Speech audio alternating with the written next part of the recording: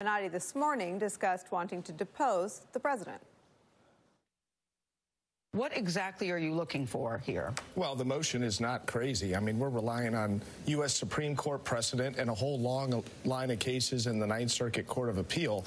It is well-founded. It was well thought out. It's incredibly documented. What do you want? What we want is we want the truth. I mean, we want to know the truth about what the president knew, when he knew it, and what he did about it. The White House referring all questions about a potential deposition to Michael Cohen, who has said the motion is a, quote, reckless use of the legal system. Jeremy and the panel are still here. I'm going to start with you, because you're the one that took us down the R-rated path. Your thoughts? Well, look, the key thing there is that he wants to establish that the purpose of the hush agreement was to influence the 2016 election. If he can get that admitted under oath, this becomes a campaign finance case. This becomes a legal matter of excessive contributions, and that is against the law. Let's watch Trevor Potter in 60 Minutes, which I actually thought this was the best development in terms of what Avenatti describes as a legal chess match that he, at least he believes he's playing with the president, Michael Cohen. This was Trevor Potter in 60 Minutes on that. I think the Edwards case is not as strong as the facts we have so far in the Trump case. Why do you think the potential case against Cohen or Trump is a stronger case than the Edwards case? The timing of it. It wasn't the year before the election. It's right in the middle of the run-up to Election Day, when Trump's conduct with women was a prime campaign issue. In fact, it was what everyone was focused on. Trevor's right. This was right around the time that Access Hollywood came out. I've reported on the show that the president's reaction to Access Hollywood wasn't, I never said that, it was I married to Melania? So there was a concern, a political concern, a campaign objective was to keep these sorts of things from getting out.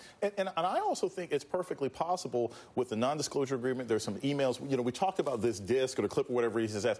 That may not necessarily be video of their interaction. That may be something that speaks to this. That may be an email that says, hey, keep your mouth shut, or do this and we never have to hear from you again. There's a lot of different things that I think they may have on the table, and it's really obvious this is a old affair. For this money to suddenly start showing up in campaign season, there's no other reason for it to pop up unless she planned on making a parody video. We should tell our viewers, we were talking in the break, we will clean it up, but we were talking in the break about Michael Avenatti's tactics. He's very aggressive, he's very public, and I think there's sort of an elite analysis that maybe he's overexposed, but when I leave my life as a news person and a political person, all that my normal friends want to know about is whether the president's affairs are true and whether he actually said to women that he was about to sleep with, "You're so great, you remind me of my daughter." And that just creeps everyone out. You just can't help but just to be like, no, I don't want to ever remember that. I want to unhear that. I don't want to remember that you said that. Here's Twice. what I would caution. To Ms. McDougal and to other people. No, he said, and in public interviews over the years, he frequently talks about super gross. His daughters. Yes, the creep factor out the wazoo. What I would caution, though, is this is the Federal Election Commission that will ultimately be delivering any justice if there was a campaign finance violation.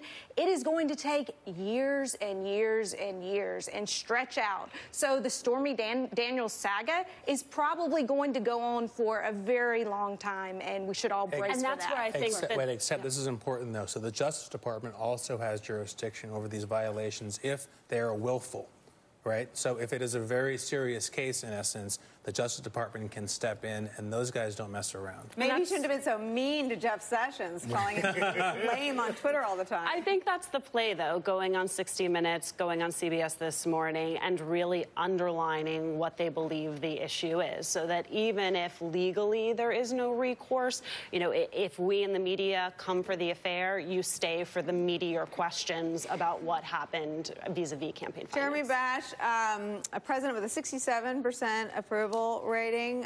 One said, I did not have sexual relations with that woman, Monica Lewinsky.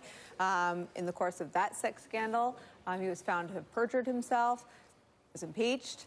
No GRU, no Russians, no collusion, no conspiracy, just to lie about sex.